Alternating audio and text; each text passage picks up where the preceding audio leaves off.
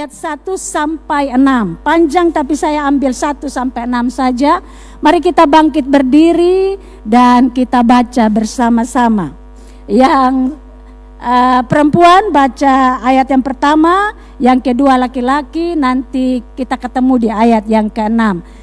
Ishak di negeri orang Filistin. Maka timbullah kelaparan di negeri itu. Ini bukan kelaparan yang pertama yang telah terjadi dalam zaman Abraham. Sebab itu Ishak pergi ke Gerar kepada Abimelek raja orang Filistin.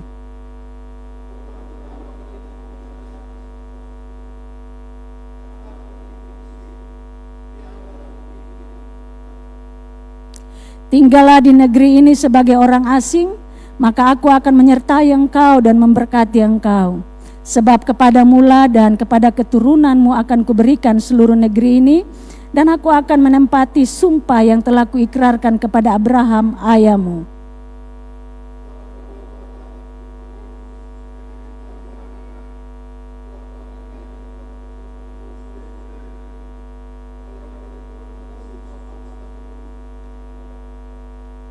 Karena Abraham telah mendengar firman-Ku dan memelihara kewajibannya kepadaku, yaitu segala perintah, ketetapan dan hukum-Ku. Jadi tinggallah Ishak di Gerar. Baik, Papa Mama yang dikasihi Tuhan Yesus Kristus, Bapak Mama kenal Ishak kok? Kenal Ishak kok? Ishak siapa pu ana? Kenal Ishak kok? Siapa pu ana? Ada yang bisa kasih tahu siapa anak kok? Abraham dengan? Oh ya, baik. Bukan Om Strom dan Tante Maria pu anak ya. Kalau kau kenal itu bukan Om Strom dan Tante Maria, Abraham dan Sarah pun anak. Nah, Bapak Mama, hari ini saya beri tema kesulitan. Bapak Mama yang dikasihi Tuhan, saya harus jujur bahwa ada satu kesulitan yang saya harus hadapi dia 3 bulan. 3 bulan, betul-betul 3 bulan. Dan kesulitan itu mungkin bukan soal lapar, tapi ada satu kesulitan yang saya perlu ada di hadapan Tuhan. Saya perlu ada di hadapan Tuhan, dan ayat perjamuan minggu awal nanti saya baca di akhir. Lalu ketika Tuhan berurut-urutan dari Januari, Februari, Maret, lalu sampai April, datanglah firman Tuhan itu. Dan saya bersyukur kepada Tuhan. Saya bersyukur, saya ingin berbagi tentang kesulitan hari ini. Saya percaya bahwa setiap kita pernah sulit. Setiap kita punya kesulitan. Kesulitan itu biasanya 1 soal makan minum, yang kedua soal relasi, kemudian soal perasaan, soal hati dan sebagainya. Itu kesulitan yang utama yang sering kita alami. Mari kita lihat di slide yang pertama tentang kelaparan. Kita belajar dari kisah Ishak. Ishak sadar bahwa kelaparan sedang terjadi. Kalau kita baca tentang tanah Negeb, Bapak Mama, tanah Negeb mungkin ini gambar karena menggambarkan kelaparan. Tanah Negeb itu sama seperti tanah, kalau kita mau gali sertu, di bawahnya batu-batu, tanah lapisan tanah sedikit, kebanyakan batu-batu. Dan hanya rumput yang tinggal tumbuh di atas, tetapi tidak meresap terlalu sampai ke bawah. Saya pernah ke Sabu, di kampung kami Pumbai, Nenek dong, dan itu tanahnya mirip kayak begitu kalau dilihat. Dan ketika ada dari bukit menjorok, kemudian ada datar, kumpulan tanah di situ orang jadikan sawah. Nah, tanah Negeb itu tanah yang sangat kering. Dan Ishak sadar bahwa kelaparan sedang terjadi. Bukan yang pertama, Abraham pernah alami. Dan dia tinggal di Beersheba, sumur Laheroi di Negeb Utara. Dia Negeb Utara, lalu dia ambil keputusan untuk dia pergi. Kalau Bapak Mama baca, tujuannya Mesir. Jadi dari Negeb Utara dia jalan tujuannya ke Mesir, barat daya. Tetapi sampai di Gerar, Tuhan suruh dia di situ. Nah, Bapak Mama, kalau kita alami kesulitan, pasti kita mau pergi Mesir. Kenapa? Karena di Mesir ada sungai Nil. Subur di sana. Sama seperti ketika Abraham dan Lot, ketika suruh pilih, Lot pilih Sodom. Karena di sana ada yang enak, yang subur. Nah itu kecenderungan naluri kita manusia. Kalau kita lapar, kita sulit, kita mau cari sesuatu yang cepat untuk menyelesaikan masalah kita. Belum lagi isu tentang generasi ini. Satu kali saya baca satu story, dia bilang, ada yang bilang, generasi milenial yang berdampak. Tapi anak-anak yang ikut kegiatan usianya kecil, itu artinya bukan milenial. Milenial itu Makfi dan teman-teman yang 80-an. Kalau kami generasi X, kalau kami 70-an generasi X, Makfi dong 80-an generasi milenial. Supaya Bapak Mama jangan salah posting. Kalau generasi Z itu start dari Efran lahir 2006, akhir di Yasser lahir 2012. Setelah itu generasi Alpha. Nah Bapak Mama, nah kesulitan, kenapa kita perlu belajar tentang kesulitan? Hari-hari ini kita orang tua berhadapan dengan generasi Alpha. Generasi yang kalau bisa cepat, semuanya instan. Belajar juga sekarang kalau bisa instan. Beberapa waktu yang lalu saya lihat memori waktu COVID. Namanya belajar dari rumah, BDR. Sekarang sudah ada work from home, kerja dari rumah. Waktu belajar dari rumah, guru-guru suruh bikin video. 1x1, 2x1, 3x7, 5x7. Namanya video supaya guru bisa lihat. Tapi ada anak-anak yang cerdik. Video dari situ, di belakang video ada perkalian 1 sampai 100. Pas kali-kali yang 7x5 di ekspresi wajah. Berapa ya? Berapa ya? Oh segala seolah-olah. Tetapi ada jawaban di situ. Supaya kelihatan meyakinkan. Ya toh, ada generasi yang kenal dunia digital ini segala sesuatu semakin gampang dan mudah. Tetapi hari ini ketika belajar tentang kesulitan, kelaparan ini tujuannya Mesir. Mari kita lihat slide berikut. Lalu Tuhan bilang begini, tinggallah di Gerar. Tinggal, Gerar itu Negeb barat. Jadi dari utara ke barat. Lalu tinggal satu kota lagi mereka sampai ke Mesir. Di Mesir ada makanan, ada segala sesuatu yang enak di sana, yang gampang di sana. Tapi Tuhan bilang tinggallah di Gerar. Bapak Mama ini saya ambil gambar ini kondisi Negeb, mirip Negeb ini. Kering dan sangat kering. Kering sekali, tapi Tuhan bilang tinggallah di Gerar. Bapak Mama, berapa banyak kita ketika kita mengalami kesulitan, Tuhan bilang tinggal. Tapi kita bilang tidak Tuhan, saya harus lakukan sesuatu. Berapa banyak Tuhan bilang tinggal, tapi kita mau lari. Mari coba kita kembali sedikit ke Abraham. Ketika kelaparan di zaman Abraham, ini bukan yang pertama. Abraham pergi. Karena mereka tinggal sama-sama di Berseba, Padan Aram. Lalu dia pergi ke Mesir. Apa yang terjadi di Mesir Bapak Mama? Sarah itu cantik sekali. Sangat cantik. Dan apa yang terjadi ketika mereka pergi ke sana, Firaun ambil Sarah mau jadi istrinya. Kenapa? Karena Abraham takut. Abraham bilang, kalau ada yang tanya tolong mengaku, lu bepun saudara, bukan istri. Memang tidak ada ditulis di situ betapa sakit. Misalnya, beda Bapak Ever Pikeva, anggap saja ini cantik sekali ya. Cantik jelita, elok parasnya. Tolong imajinasi bahwa saya cantik jelita dan elok parasnya. Supaya bisa masuk di situ. Lalu sampai di Keva, bupati lihat, tanya bilang, itu siapa? Bepun saudara. Bepun saudara, dan bupati ambil sambeta. Untung dia belum tidur dengan Sarah. Kenapa? Karena Tuhan datang. Jangan coba-coba ganggu ini orang. Karena dia istri orang lain. Dan apa yang terjadi? Lalu Firaun usir, lu pergi. Lu bikin celaka sang kami saya. Kalau bilang lu istri toh. Jangan mengaku-mengaku saudara. Memang dong saudara. Tapi kalau saudara dan istri, jangan mengaku saudara kosong. Itu istri. Dan Bapak Mama yang pertama. Kenapa? Karena Abraham takut. Dalam kita kesulitan, hadapi hal-hal yang menyesakkan dada, kesulitan-kesulitan yang berat, respon kita macam-macam. Abraham ini takut dan dalam ketakutannya dia menyelamatkan diri. Dia mengaku bahwa Sarah adalah saudaranya. Papa mama di Alkitab tidak tulis apa yang Sarah rasa. Bayangkan istri yang lu cintai baru lu sorong ambil su. Orang ambil dari istri. Wih itu bemarah jue.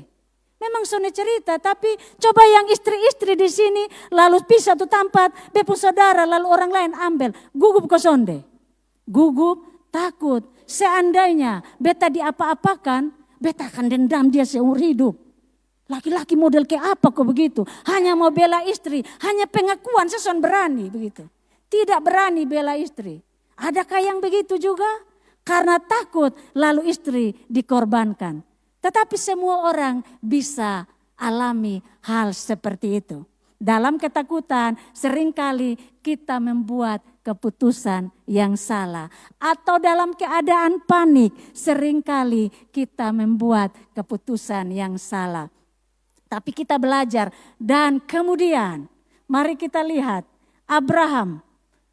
Abraham setelah dia keluar dari Mesir, dia membawa masalah dari Mesir. Siapakah masalahnya bagi Sarah? Ada yang tahu? Hagar. Hagar kan budak dari Mesir. Waktu dia keluar, dia bawa Hagar dan kemudian hari Hagar menjadi pasangan dari Abraham dan lahirlah Ismail. Sarah tersinggung banyak dengan Hagar tuh. Gara-gara apa? Dia serahkan karena sana punya anak, lalu serahkan kepada Abraham dan lahirlah Ismail. Saat mengandung, Hagar mulai anggap remeh sang Sarah. Dia sudah tahu bahwa dari Sarah ini akan keluar seorang yang akan menggenapi janji Tuhan. Tetapi seperti itu. Kalau kita panik, kita takut, kita buat keputusan yang salah. Satu, selalu ada yang dikorbankan.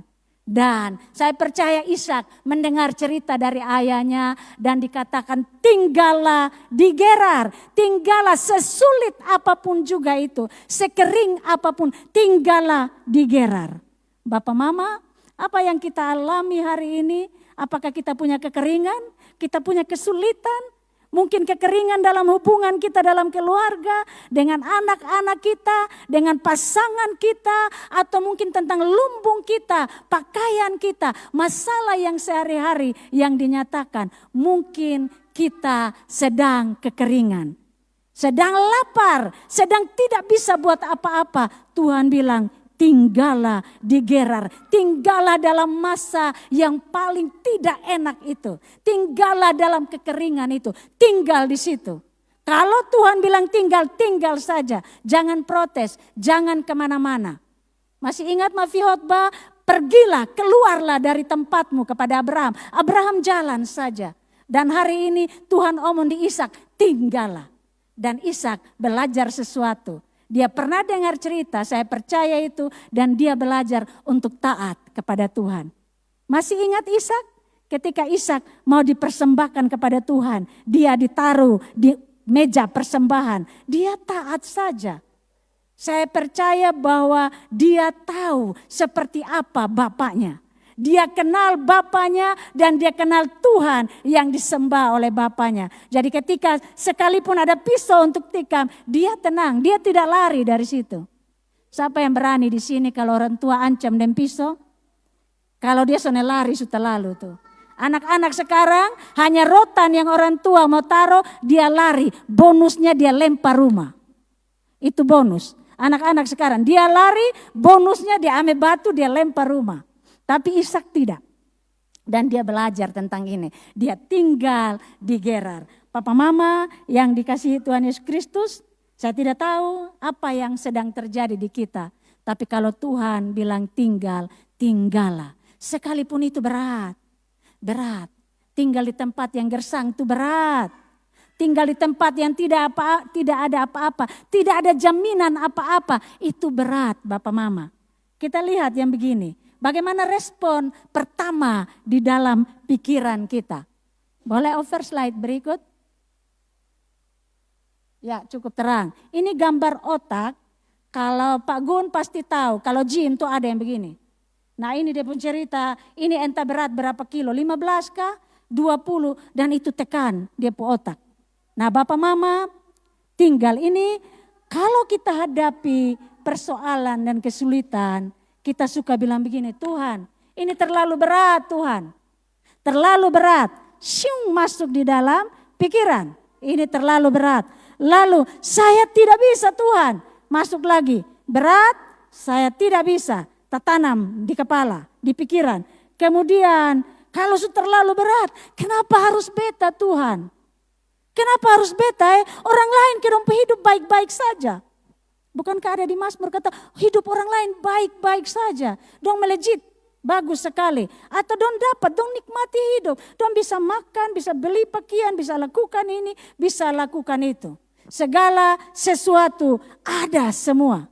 Tetapi kenapa bepung hidup seperti ini? Jalan ketong harus silih. Di situ ada lubang, di situ ada lubang. Bukan Om Strom yang perbaiki. Tapi ini ada lubang-lubang jurang yang kita hadapi.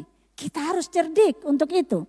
Lalu kemudian, ini terlalu berat Tuhan. Saya tidak bisa. Kenapa harus beta Tuhan? Kenapa harus beta yang alami? Kalau beta yang jawab, kenapa kau lu tanya? Lu baca firman Tuhan ke sonde.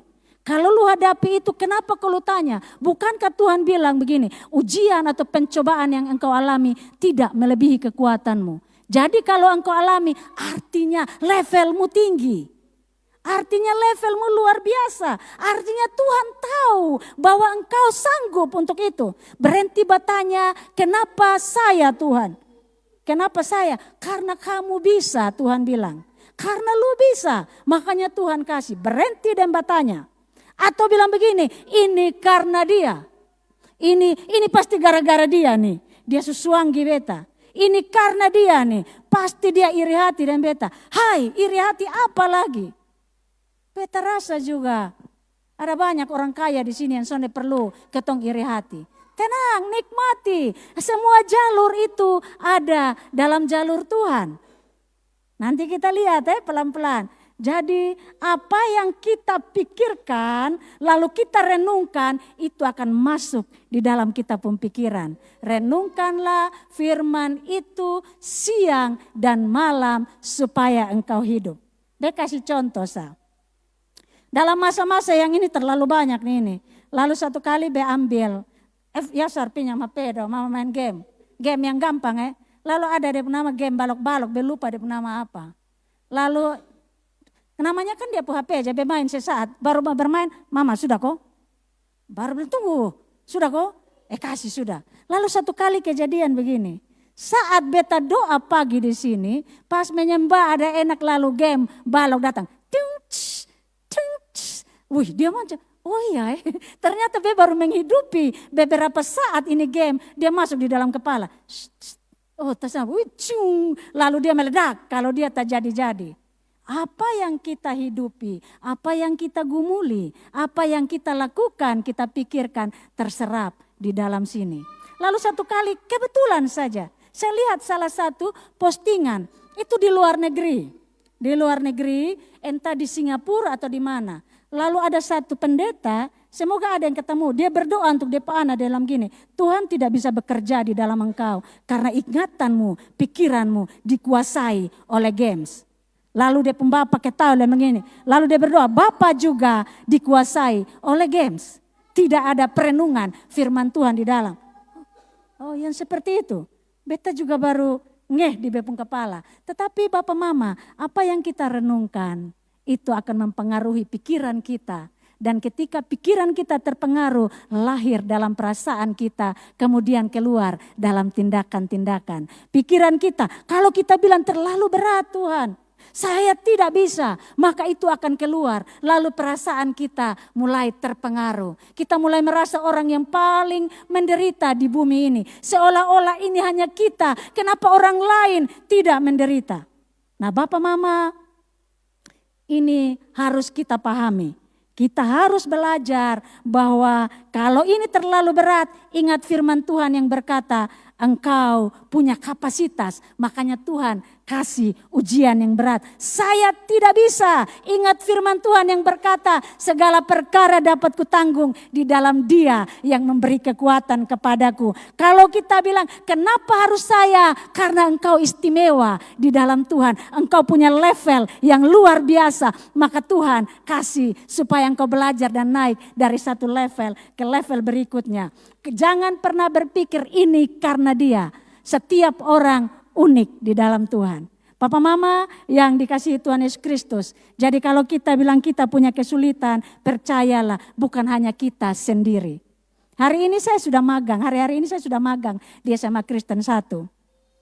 Lalu mereka kasih siswa, saya bilang saya sanggup 2 saja. Karena saya harus kerja kembali di PPA. Jadi saya pergi pagi-pagi, lalu satu kali guru dong bilang, Ma, ini konselor ada 3 orang, guru BK. Lalu beriam gini, ini anak-anak yang begini di kelas. Lalu mereka datang cerita. Memang awalnya namanya awal. Salah satu anak laki-laki setelah 30 menit ke 32 baru beta bisa masuk untuk konseling. Biar harus dengar. Lalu kasihlah begini, Papa Mama. Setiap anak, setiap orang tua, setiap guru, setiap istri, setiap suami punya masalahnya masing-masing. Setiap orang punya pergumulan. Jadi jangan pernah berkecil hati seolah-olah hanya kita yang menderita di bumi ini. Bahkan lihat saja Ishak juga mengalami kelaparan. Bukankah dari awal kita baca, aku akan memberkati engkau, anak-anakmu, keturunanmu seperti bintang di langit. Tapi dia menghadap dengan kelaparan, bahkan sampai di Gerar yang sangat kering. Nah papa mama yang dikasihi Tuhan, mari kita bergerak ke arah janji Tuhan. Kita lihat slide berikut. Slide berikut, bergerak ke arah janji Tuhan. Ini ada janji yang Tuhan berikan, Tuhan kita setia. Dia tidak pernah mengingkari janjinya. Kenapa? Karena dia Tuhan. Kekeringan boleh ada, tetapi jangan pernah tidak datang kepada Tuhan. Kita bergerak ke arah janji Tuhan. Kalau kita alami kelaparan, kalau kita alami kesulitan, kalau kita alami banyak hal yang tidak enak di hidup kita, maka yang pertama jujur dengan keadaan kita. Jujur bahwa kita sedang mengalami kelaparan, kekeringan, dan kesulitan. Tuhan suka dengan kejujuran kita. Kemudian bicaralah dengan Tuhan. Kalau bicara rasanya, intonasinya kurang bagus, berteriak dan berserulah kepada Tuhan. Mazmur 17 ayat 18 ayat 7 berkata, ketika aku dalam kesesakan aku berseru kepada Tuhan. Kepada Allahku aku berteriak minta tolong. Ia mendengar suaraku dari baitnya. Teriakku minta tolong sampai kepadanya sampai ke telinganya. Kalau sujujur, bicara tidak bisa juga berteriak di hadapan Tuhan. Datang doa 1 jam, berteriaklah di sini sendiri-sendiri. Kalau mau yang pagi, berteriak di hadapan Tuhan. Tuhan bilang, aku akan memberi telingaku untuk mendengar. Jadi jangan tinggal di dalam kegalauan seorang diri, tetapi datang kepada Tuhan. Datang kepada Tuhan, berteriak, jujur kepada Tuhan. Kalau kita sudah berteriak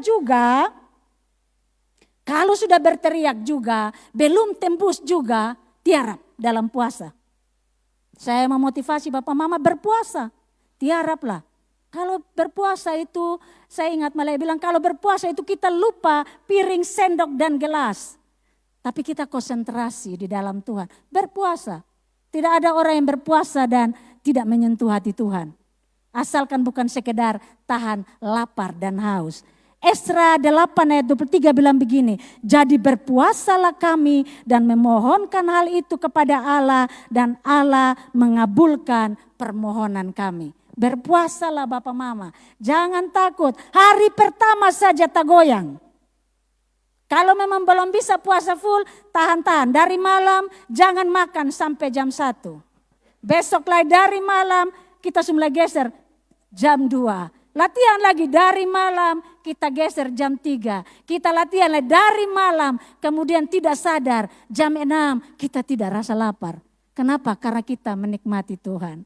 Menyanyi, mengucap syukur dalam Tuhan, berdoa, sampaikan. Ada sampaikan kepada Tuhan dalam teriakan-teriakan kita. Kemudian ada juga masanya, kalau kita sudah berteriak, sudah puasa, diam sudah. Diam. Biasanya kita pembadan diam, tapi ini otak nih yang kerja keliling dari Sikumana sampai Nunumeu. Tak putar sana sini, mulai googling, chat GPT, cari segala sesuatu. Supaya kita menemukan jalan keluar. Tuhan bilang diam. Mengerti diam kok? Anak TK, PPR bilang diam. Pakai kunci itu mulut, lempar kunci. Dia bilang ke laut. Nah, kalau sudah lempar ke laut, nah. Kalau dia dalam kamu bisa berenang, ambil itu kunci. Tapi diamlah. Diam ini bukan hanya mulut. Tetapi diam sampai di dalam sini, diam sudah. Serahkan di Tuhan. Dan diam ini bisa hanya terjadi ketika kita sedang terhubung dengan Tuhan. Saya baca kasih kita Mazmur 46. Ya, amin. Mazmur 46 ayat 11 bilang begini. Diamlah dan ketahuilah bahwa akulah Allah. Aku ditinggikan di antara bangsa-bangsa, ditinggikan di bumi. Diam sudah. Hari ini kalau terlalu banyak di dalam kepala yang luar biasa terputar, diam sudah.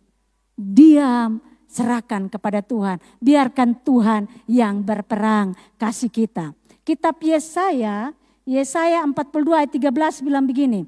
Tuhan keluar berperang seperti pahlawan, seperti orang perang. Ia membangkitkan semangatnya untuk bertempur. Ia bertepik sorak, ia memekik. Terhadap musuh-musuhnya, ia membuktikan kepahlawanannya.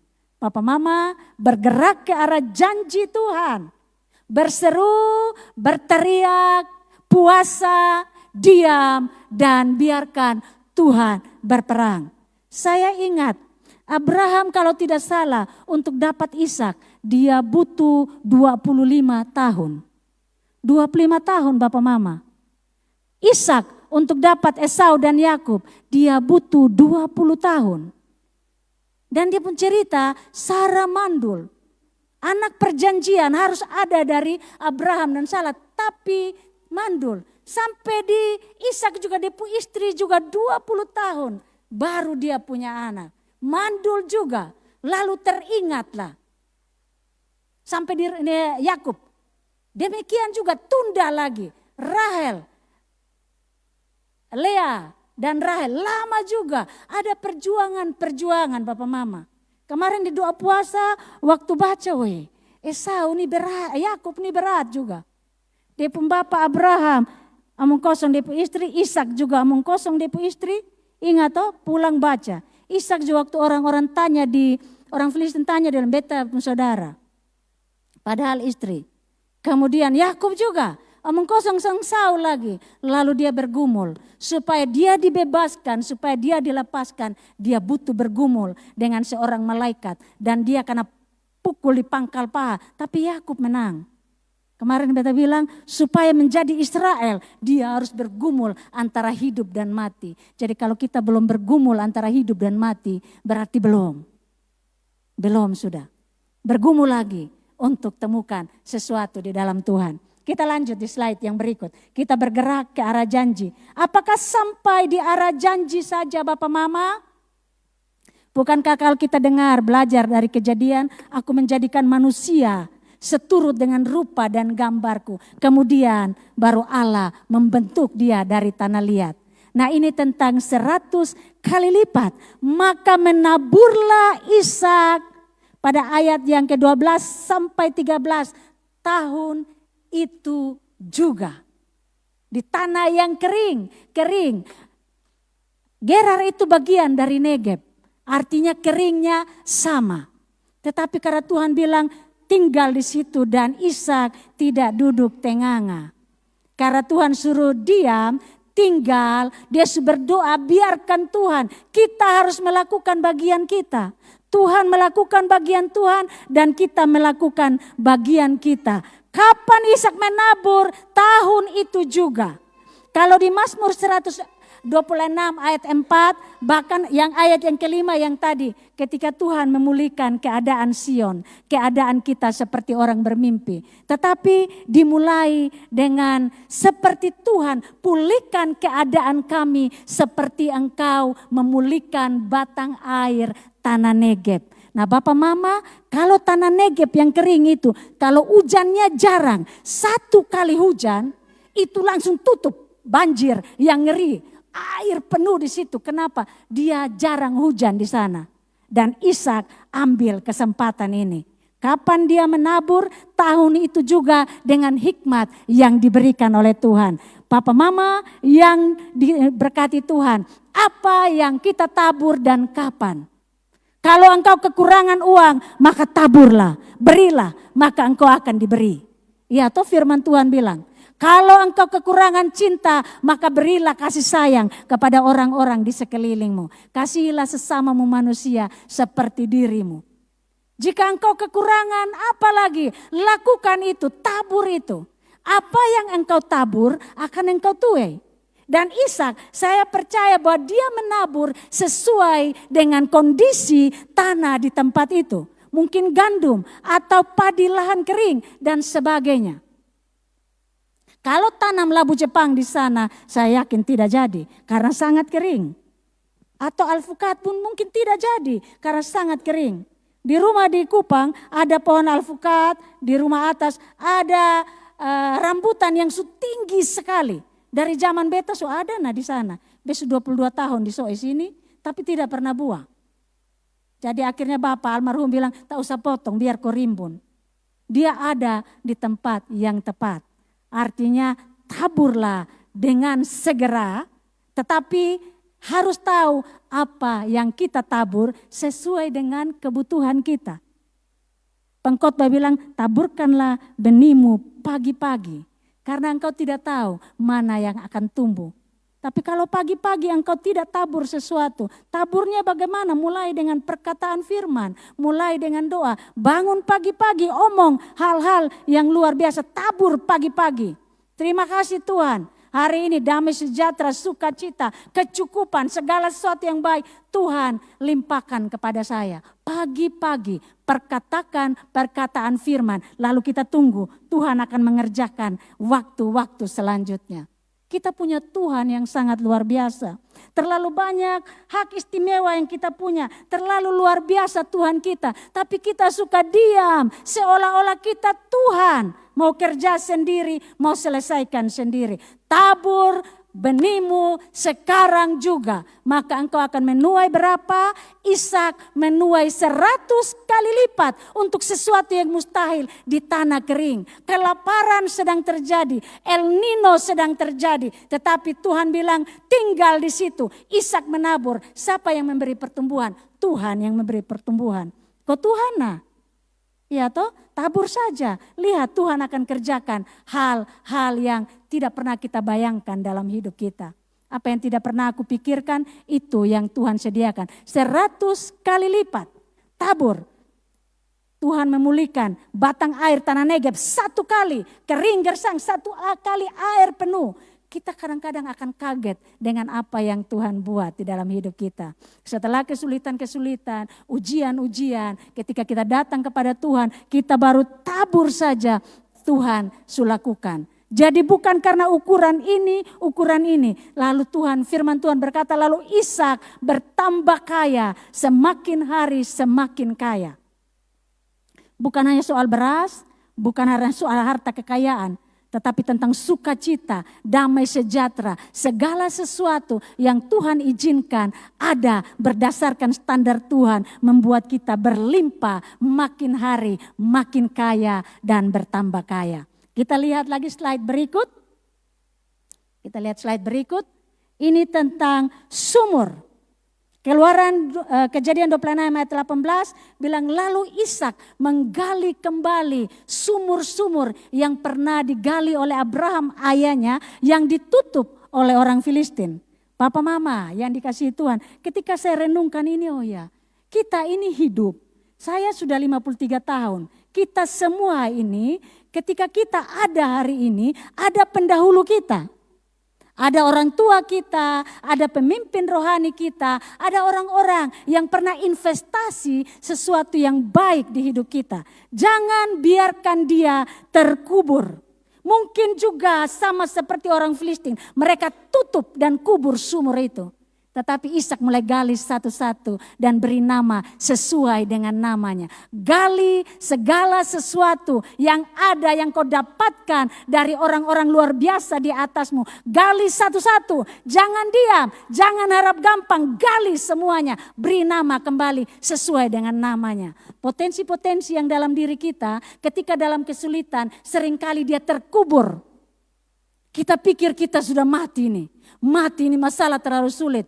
Papa mama, kita punya potensi yang luar biasa di dalam diri kita. Tapi suka terkubur ketika kita mulai meratap dalam hal yang tidak berkenan kepada Tuhan. Gali satu-satu, gali, munculkan kembali semuanya. Dan lihat, nikmati, itu adalah hal atau benih atau berkat yang pernah dilakukan, yang diberikan oleh orang-orang tuamu. Papa mama, jangan biarkan kesulitan atau segala kegagalan kita menutup potensi-potensi yang ada di dalam diri kita. Gali, beri nama sesuai yang pernah orang tua kita lakukan. Dan yang berikut, bukan hanya gali dari orang tua, di slide yang berikut, gali juga sumurmu sendiri. Jangan harap gampang, hanya mau tunggu warisan dari orang tua. Jangan harap gampang mau terima yang baik.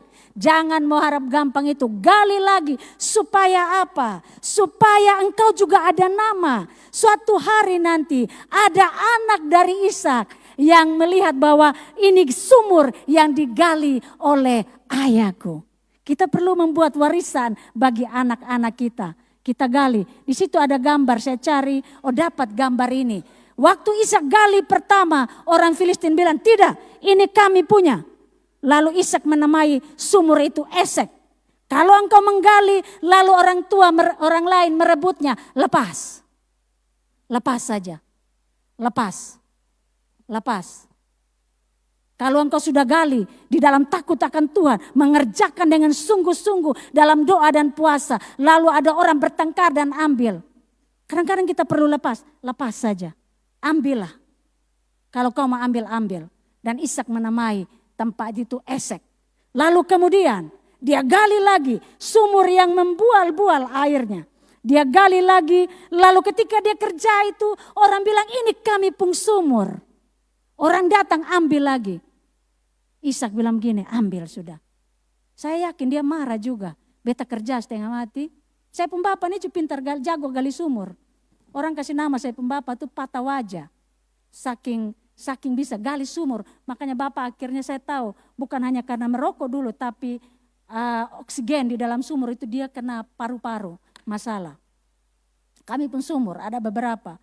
Bapak pembesi gali itu seberat itu kalau satu kali dia cungkil keluar. Kami kakak adik semua jago-jago soal yang begitu. Berurusan yang besi gali. Nah bapak mama di tanah yang kering itu lalu dia gali dan orang datang lagi bertengkar.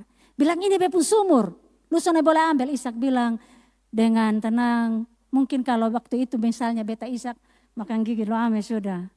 Sambil makan gigi. Lo ame sudah. Lo soa sudah situ. Lo minum sudah. Lo kenyang sudah. Mungkin begitu. Ishak bilang ambil. Lalu dia menamai tempat itu Sikna. Karena orang masih bertengkar dengan dia. Nah bapak mama kali pertama. Kali kedua. Mungkin ada hal-hal dalam hidup kita direbut oleh orang lain.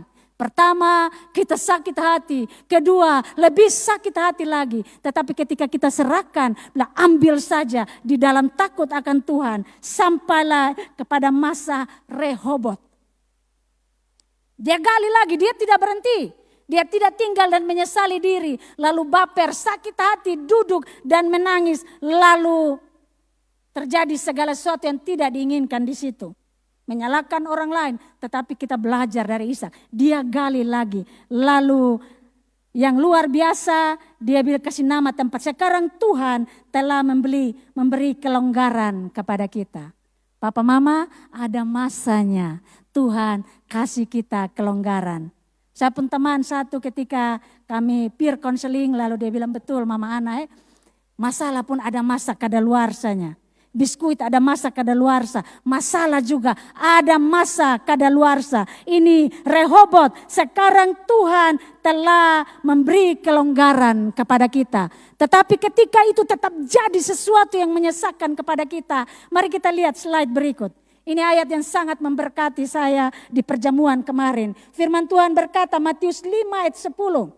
Berbahagialah orang yang dianiaya oleh sebab kebenaran, karena mereka lah yang punya kerajaan surga. Berbahagialah kamu jika karena aku kamu dicela dan dianiaya dan kepadamu difitnahkan segala yang jahat. Bersukacitalah dan bergembiralah karena upahmu besar di surga, sebab demikian juga telah dianiaya nabi-nabi sebelum kamu. Jika kesulitanmu beralih kepada suatu kebenaran untuk sesuai dengan kehendak Tuhan. Firman Tuhan berkata, jika engkau teraniaya, bersukacita dan bergembiralah. Kenapa? Karena upahmu besar di surga. Jika upah kita sudah besar di surga, kita setia dalam setiap penganiayaan. Jalanlah engkau selama di bumi ini. Slide yang berikut. Berjalanlah, jika engkau tetap berjalan bersama dengan Tuhan, maka upahmu yang di surga akan Tuhan berikan kepada engkau. Kenapa? Karena engkau sudah menabur dalam kesulitan-kesulitanmu. Engkau sudah diam, engkau sudah tenang, engkau sudah menyerahkan segala sesuatu kepada Tuhan. Jika aniaya yang kau alami hari ini, karena kebenaran Tuhan belum sampai mencucurkan darah, Tuhan masih tetap akan berurusan dengan hidup kita.